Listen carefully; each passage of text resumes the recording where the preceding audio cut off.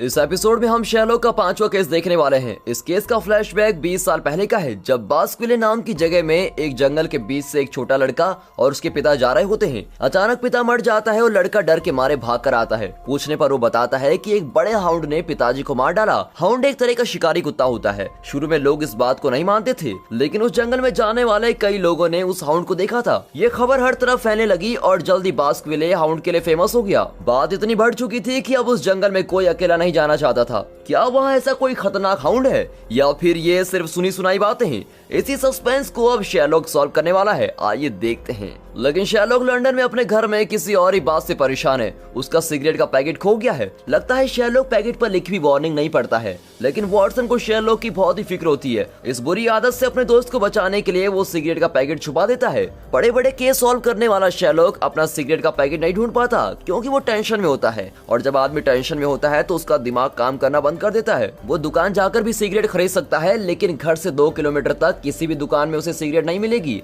ये सब वॉटसन और मिसेस हडसन का ही प्लान है, क्योंकि वे जानते हैं कि शेरलॉक केस के बिना घर से बाहर एक कदम भी नहीं रखने वाला। अब शेरलॉक सोचता है कि सिगरेट ना सही, कोई इंटरेस्टिंग केस ही मिल जाए। वॉटसन भी इंटरनेट पर केस ढूंढता है। तब क्रिस्टी नाम की एक छोटी बच्ची का मैसेज आया होता है कि मेरा प्यारा पेट रैबिट खो गया है। उसका नाम ब्लूबेल है। खो जाने से पहले वो रात को चमक रहा था। शेरलॉक अंकल, प्लीज मेरा रैबिट ढूंढने में मदद कीजिए। शेरलॉक चिढ़कर कहता है कि मैं के यहाँ रैबिट ढूंढने के लिए बैठा हूँ, कोई इंटरेस्टिंग कत्ल का केस ढूंढो वॉटसन। तभी एक बार डोरबेल बजती है। शेरलॉक समझ जाता है कि डोरबेल बजाने वाला नर्वस है, इसलिए उसने एक ही बार बजाई। जरूर ये मेरे लिए कोई केस लाया होगा। उसे ऊपर बुलाओ वॉटसन। वो आदमी भी ऊपर आता है और अपना नाम हेनरी बताता है। सर, 20 साल पहले मैं अपने पिता के साथ एक जंगल के रास्ते से जा रहा था। वहाँ एक बड़े जानवर ने मेरे पिता को मार डाला। तब मेरी बात किसी ने नहीं मानी थी, लेकिन बाद में कई लोगों ने उस जानवर को देखा और उस घटना के बाद मैं मानसिक रूप से बिखर गया था और कई साल से ट्रीटमेंट ले रहा हूँ। हमारे टाउन के पास एक बड़ी लैब है जहाँ जानवरों पर जेनेटिक एक्सपेरिमेंट किए जाते हैं। मुझे तो लगता है कि उन्हीं लोगों ने कोई एक्सपेरिमेंट करके एक बड़ा जानवर पैदा कर दिया है। लेकिन शेरलॉक को उसकी कोई भी बात सच नहीं लगती। वो हेनरी को एनालाइज करके कहता है, देखो हेनरी, तुमने अपना ब्रेकफास्ट ठीक से नहीं किया है। तुम्हारे होंठों पर केचप लगा हुआ है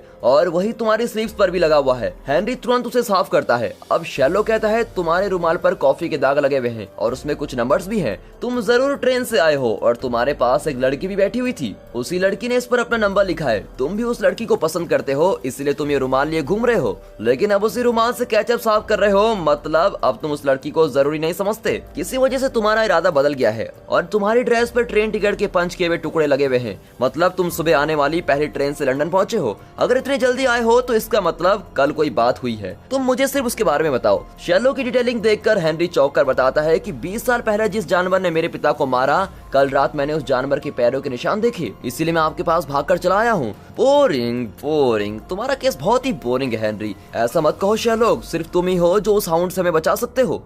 हाउंड, ये शब्द तुमने पहले क्यों नहीं कहा? ओह, ये हुई ना बात। ये केस मैं जरूर लूंगा और जल्द ही तुम्हारे टाउन में पहुंच जाऊंगा। पता नहीं हाउंड शब्द सुनते ही शेरलॉक इस केस में इंटरेस्ट क्यों लेने लग गया। शेरलॉक और वॉटसन बास्क्विले नाम के टाउन की ओर जाते हैं, लेकिन टाउन के अंदर जाने से पहले वे उस जगह के आसपास जाकर देखते हैं। पहले वे उस जंगल को देखते हैं और फिर जंगल के आसपास की जेनेटिक सेंटर और लैब को देखते हैं। शेरलॉक को वो लैब बहुत ही इंटरेस्टिंग लगती है, क्योंकि उसे मिलिट्री बेस की तरह सुरक्षित रखा होता है। फिर वे टाउन के अंदर जाते हैं और एक रेस्टोरेंट में जाकर ड्रिंक करते हैं। वो कहता है, मैं इस बारे में नहीं जानता सर, लेकिन बाहर एक लड़का है जिसने उसे देखा है। अब शेरलॉक बाहर जाकर उस लड़के से बात करता है और वॉटसन रेस्टोरेंट के अंदर होता है। शेरलॉक पूछता है कि क्या तुमने उस हाउंड को देखा है? क्या इस बात का कोई सबूत है कि ऐसा कोई हाउंड है? लड़का कहता है कि मैंने उसे देखा है, लेकिन मैं तुम्हें सबूत क्यों देने लगा? तब वॉटसन बाहर आता है और शेरलॉक उससे कहता है कि अरे वॉटसन, तुम आ गए। देखा, मैं बैट जीत गया। अब चुपचाप 50 पाउंड मुझे दे दो। वॉटसन की कुछ समझ में नहीं आता कि ये किस बैट की बात कर रहा है। लड़का भी पूछता है कि ये क्या बैट है। शेरलॉक कहता है, मैंने इससे बैट लगाई थी कि इस जंगल में कोई हाउंड नहीं रहता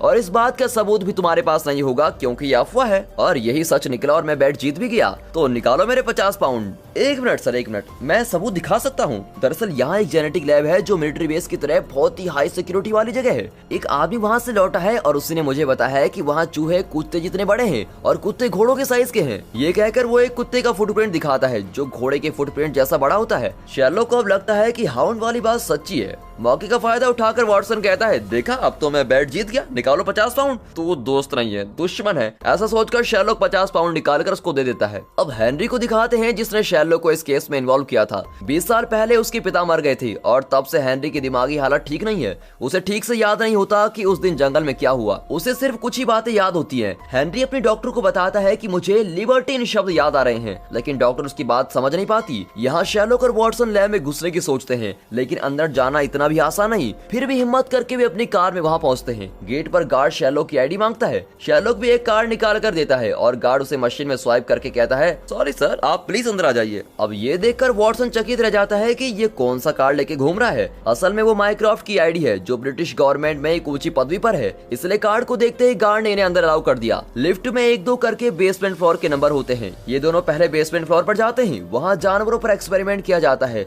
और सब कुछ नॉर्मल लगता है। वहाँ स्टेबलसन नाम की एक साइंटिस्ट होती है। शेरलॉक को ये नाम कहीं सुना हुआ लगता है। वो एक नोटबुक में ब्लू बेल लिखकर स्टेबलसन को दिखाता है। वो कहती है कि आपने जरूर मेरी बेटी से बात की होगी। अब शेरलॉक कहता है कि आपकी बेटी ने मुझे मैसेज किया है कि उसका नाम क्रिस्टी है और ब्लू बेल नाम का उसका पेट रैबिट खो गया है। सच बताइए कि उसके रैबिट के साथ क्या हुआ। स्टेबलसन कुछ नहीं कहती। इतने में शेरलॉक अपनी वॉच देखता है और वॉटसन से कहता है कि हमें यहाँ से अभी बाहर जाना होगा। माइक्रोफ्ट की आईडी लेकर यहाँ ज्यादा देर रहना ठीक नहीं। ये लोग जल्दी पता लगा लेंगे कि मैं माइक्रोफ्ट नहीं हूँ। अब तक तो माइक्रोफ्ट को भी अलर्ट पहुंच चुका होगा कि कोई उसकी आईडी लिए घूम रहा है, लेकिन माइक्रोफ्ट जानता है कि शेरलॉक ने किसी काम के लिए ही उसकी आईडी ली होगी। वो शेरलॉक को मैसेज भेजता है कि ये कौन सा नया गोल खिला रहे हो छोटू, लेकिन शेरलॉक रिप्लाई नहीं करता और वहाँ से बचने की कोशिश करता है। इतने में सिक्योरिटी अलार्म बजता है और वो फंस जाते हैं। तभी एक डॉक्टर आकर कहता है, गाइस उसे छोड़ दो, वो सच में माइक्रोफ्ट ही है, मैं उसे जानता हूँ, हमारी सिक्योरिटी सिस्टम में ही प्रॉब्लम है, जाकर उसको चेक करो। अब इस तरह वो शेरलॉक को बचा लेता है। एक्चुअली डॉक्टर जानता है कि ये शेरलॉक और वॉटसन है। उसने वॉटसन के ब्लॉग भी पढ़े होते हैं और वो इन दोनों का फैन है। वो अपना कार्ड इन्हें देकर कहता है कि अगर और किसी चीज की जरूरत हो तो मुझे फोन कर देना। लेकिन डॉक्टर यहाँ क्या एक्सपेरिमेंट चल रहा है वो मैं अभी नहीं बता सकता शेरलॉक, बाद में फुर्सत से बात करेंगे। फिर शेरलॉक और वॉटसन हेनरी के घर जाते हैं और वो बताता है कि उससे अक्सर लिबर्टीन जैसे शब्द याद आते हैं, लेकिन मैं नहीं जानता कि ये शब्द मेरे दिमाग में क्यों आते हैं। हेनरी तुम अपने शब्द अपने दिमाग में ही रखो, मुझे उसमें कोई इंटरेस्ट नहीं है, लेकिन हमें आज रात ही उस जंगल के अंदर जाना होगा, तभी हमें पता चलेगा कि वह हाउंड वहाँ है या नहीं।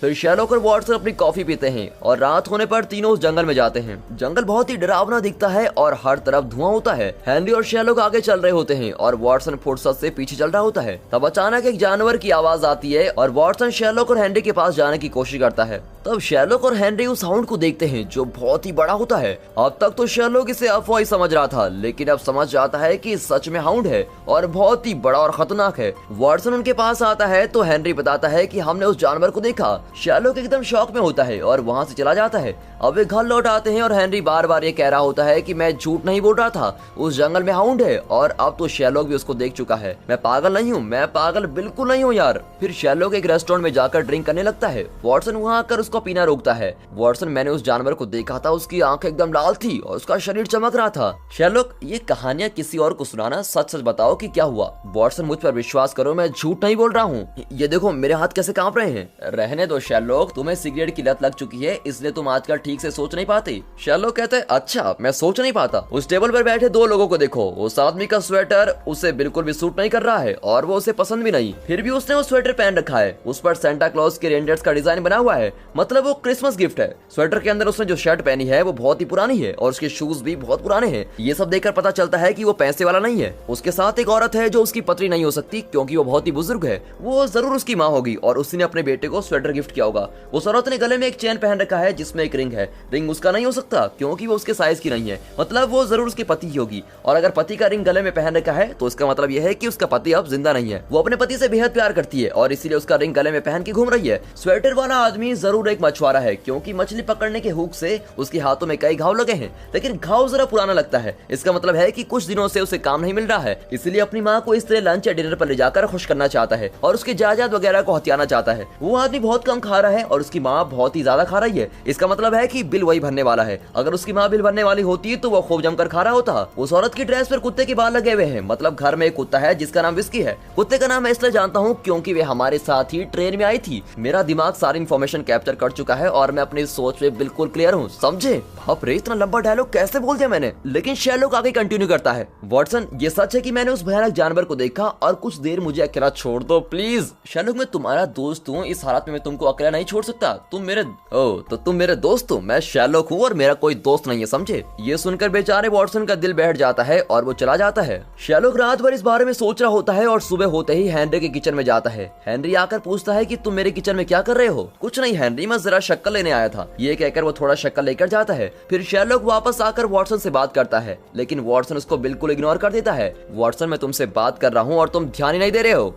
मैं ध्यान नहीं दे रहा हूँ? तुम तो ग्रेट शेरलॉक हो और तुम्हारा तो कोई दोस्त भी नहीं है। तुम अकेले बात कर लो और अपना दिमाग लगाकर केस सॉल्व कर लो, मैं तो चला। ये कहकर वॉटसन जाने लगता है। तब शेरलॉक माफी मांगता है और कहता है, यार कल मैं बहुत ही टेंशन में था इसलिए ऐसा कह दिया। लेकिन ये बिल्कुल सच है कि मैंने उस जानवर को देखा था और ये भी सच है कि मेरा नाम शेरलॉक है और मेरा कोई दोस्त नहीं। लेकिन एक आदमी है जो मेरा सच्चा दोस्त है और उसका नाम वॉटसन है। तब वॉटसन का चेहरा खिल जाता है। शेरलॉक बताता है कि हेनरी ने उस जानवर को हाउंड बताया था। हाउंड एक जानवर का नाम जरूर है, लेकिन ये भी तो पॉसिबल है कि वो एक शॉर्ट फॉर्म हो जिसे HOUND करके स्पेल किया जाता हो। हमें इस बात का पता लगाना होगा। ये कहकर दोनों फिर इन्वेस्टिगेशन में जुट जाते हैं। तब वहाँ के एक रेस्टोरेंट में डिटेक्टिव ग्रेग आया होता है। उसे देखकर शेरलॉक चौंक कर पूछता है कि तुम यहाँ क्या कर रहे हो? वो कहता है कि मुझे तुम्हारे भाई माइक्रॉफ्ट ने भेजा है। वो जानता है कि तुम यहाँ कौन सा तीर मार रहे हो। अरे ग्रेग, तुमने डिटेक्टिव का काम छोड़कर ये काम शुरू किया है क्या? नहीं यार शेरलॉक, मैंने सोचा काम से जरा ब्रेक ले लूं। अगर पहले पता होता तो मैं अपनी बीवी और बच्चों के साथ यहीं वैकेशन मना लेता। अब शेरलॉक अपने रूठे दोस्त वॉटसन को मनाने के लिए उसे कॉफी बनाकर देता है और कहता है कि हमें वापस उस लैब के अंदर जाना होगा। नहीं शेरलॉक, पहली बार तो हम तुम्हारे भाई की आईडी लेकर चले गए थे और शुक्र है कि उस डॉक्टर ने हमको बचा लिया, लेकिन दोबारा वहाँ गए तो हम जरूर फंस जाएंगे।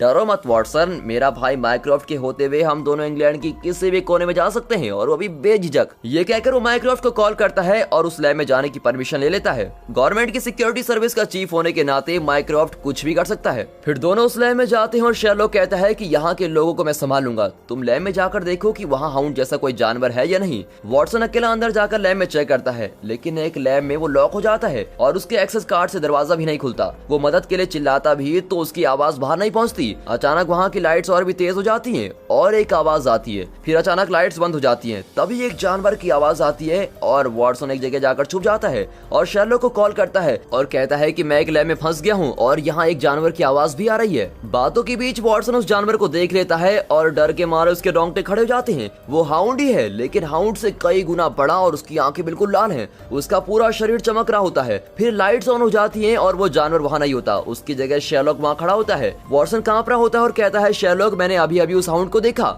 ओहो, शांत हो जाओ वॉटसन, तुमने कोई हाउंड नहीं देखा, वो तुम्हारा वहम है। शेरलॉक, ये तुम क्या कह रहे हो? तुमने भी तो उस हाउंड को देखा था और अब मैंने देख लिया है तो कहते हो वहम है। शेरलॉक कहता है, वॉटसन मैंने तुम्हें कॉफी बनाकर दी थी ना, उसमें मैंने एक ड्रग मिक्स किया था। उस दिन हेनरी के घर में हमने जो कॉफी पी थी उसमें यही ड्रग मिक्स था, इसलिए हमें जंगल में हाउंड दिखाई दिया। मुझे तो तभी शक हो गया था, लेकिन कंफर्म करने के लिए मैंने हेनरी के किचन से शक्कर उठा ली और तुम्हारी कॉफी में डाल दी। मैंने जानबूझकर तुम्हें लैब में अकेला छोड़ दिया और यहाँ के साउंड सिस्टम में हाउंड की आवाज प्ले कर दी। तुम्हें भी वही इल्यूजन हुआ जो जंगल में मुझे हुआ था। अब दोनों शक्कर का टेस्ट करने के लिए लैब के अंदर जाते हैं जहाँ स्टेबलसन होती है। उसके पास एक रैबिट होता है जो चमक रहा होता है। तो स्टेबलसन, यही है तुम्हारी बेटी का रैबिट जिसे तुमने चुरा लिया है और उसमें जेनेटिक चेंजेस करके इस तरह चमका दिया। मुझे ये नहीं पता कि तुम इस बेचारे रैबिट के साथ क्या करने वाली हो, लेकिन ये जरूर जानना चाहता हूँ कि इस शक्कर में कोई ड्रग है या नहीं। स्टेबलसन की परमिशन से शेरलॉक शक्कर को टेस्ट कराता है तो पता चलता है कि उसमें तो कोई ड्रग ही नहीं है। शेरलॉक चौंक जाता है, तो फिर ये इल्यूजन क्यों हो रहा है? बड़ा हाउंड असली नहीं, सिर्फ दिमाग का इल्यूजन है। अगर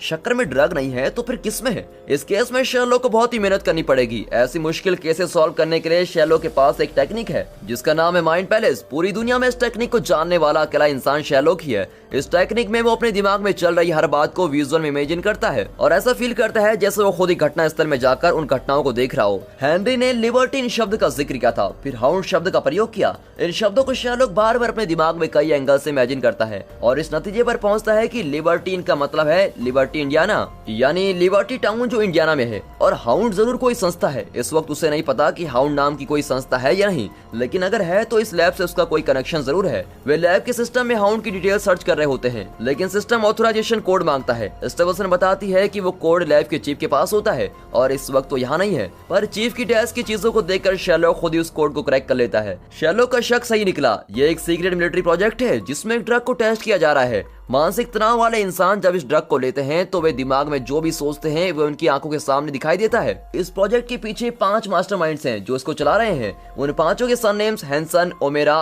उस्लोवस्की, नार्डेर और डेसन है। इन नामों के पहले अक्षर से बनता है HOUND और इसलिए में शेरलॉक और वॉटसन को जिस डॉक्टर ने बचाया था वो भी सीक्रेट प्रोजेक्ट का मेंबर है। यहाँ हेनरी को इल्यूजन होने लगता है कि हाउंड उसको चेस कर रहा है और वो गन से हाउंड को शूट कर रहा होता है, लेकिन असल में वो घर पर ही होता है और अपने डॉक्टर को शूट करने की कोशिश करता है। जब वो अपने होश में आता है तो घबरा जाता है कि ये मैं क्या करने वाला था, इस तरह जिंदा रहने से अच्छा तो मरना ही है। ये सोचकर तेजी से जंगल की ओर भागता है। हेनरी की डॉक्टर वॉटसन को कॉल करके बताती है। तब शेरलॉक और वॉटसन भी जंगल की ओर भागते हैं। शेरलॉक ग्रेग को भी कॉल करके बुलाता है। हेनरी खुदकुशी करने वाला होता है, लेकिन ऐन वक्त पर शेरलॉक और उसके साथी उसको बचा लेते हैं। शेरलॉक उसे समझाता है कि ये सब एक ड्रग की वजह से हो रहा है। वो कहता है तुम झूठ बोलते हो शेरलॉक, मेरे दिमाग में एक प्रॉब्लम है। और तभी पीछे से एक आवाज आती है और वो जानवर इनके सामने आता है। अब ग्रेग जानवर को देखकर बिल्कुल ही चौंक जाता है और पूछता है शेरलॉक ये कैसा जानवर है और वो भी इतना बड़ा। शेरलॉक भी शौक में होता है कि कहीं ये सच में हाउंड तो नहीं। तभी ऐसा लगता है कि जानवर इनके पास आ रहा है और वे उसको शूट कर देते हैं।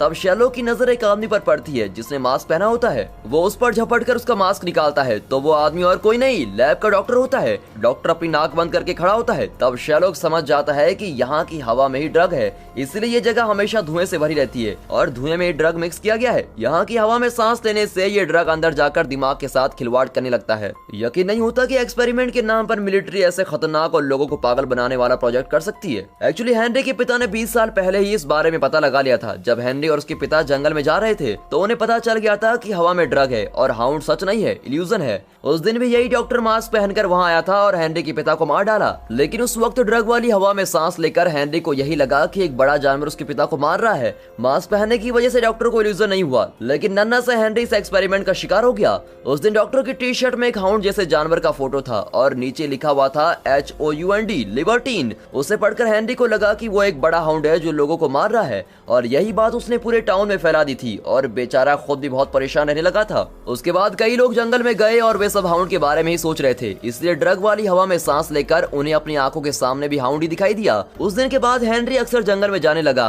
और वॉटसन की हवा के कारण हर बार उसे हाउंड ही दिखता था। मिलिट्री भी उसे इसी कंफ्यूजन में रखना चाहती थी, क्योंकि अगर वो सच्चाई जान गया तो पूरी दुनिया को मिलिट्री की करतूतों के बारे में पता चल जाएगा। जब वो जरा नॉर्मल हो जाता है तभी उसे लिबर्टीन शब्द याद आते हैं। इतना ही नहीं, लैब का डॉक्टर जान गया था कि शेरलॉक और वॉटसन दोबारा लैब में आ रहे हैं, इसलिए उसने लैब की हवा में भी ड्रग छोड़ दिया था और इसी वजह से वॉटसन को भी हाउंड का इल्यूजन हुआ। इस वक्त भी उन्होंने जिस बड़े जानवर को शूट किया वो एक साधारण कुत्ता है। ड्रग वाली हवा में सांस लेकर कुत्ते को भी ये लोग मॉन्स्टर जैसा बड़े दिखा रहे हैं, इसीलिए वो इन्हें अटैक करने आया था। इन सब बातों को समझकर शेरलॉक दूसरों को भी बताता है। इसी बीच डॉक्टर बचकर भाग जाता है और ये लोग उसका पीछा करते हैं, लेकिन वो एक बॉबी ट्रैप में फंस जाता है और शेरलॉक के हाथों मरने से तो अच्छा है कि मैं इसी ट्रैप में मर जाऊं, ये सोचकर वो अपना पैर हटाता है और बॉम्ब फट जाता है और डॉक्टर स्पॉट पर ही मर जाता है। इस तरह इस केस को भी बेहतरीन तरीके से सॉल्व करके शेरलॉक और वॉटसन लंदन वापस लौट जाते हैं। यहाँ माइक्रोफ्ट ने मोरारिटी को अरेस्ट कर लिया है। पिछले एपिसोड में मोरारिटी ने ही माइक्रोफ्ट को मैसेज किया था कि जर्मन्स जंबो जेट फ्लाइट पर अटैक करने वाले थे। माइक्रोफ्ट ने इरेन की फोन की कॉन्फिडेंशियल इंफॉर्मेशन डिकोड करवा ली थी, लेकिन जर्मन्स को धोखा देने का ब्रिटिश गवर्नमेंट का प्लान चौपट हो चुका था, इसलिए मोरारिटी को कस्टडी में रखा गया था और अब उसे रिलीज कर दिया गया है। वो जिस सेल में था उसकी दीवारों पर हर तरफ एक ही नाम लिखा हुआ था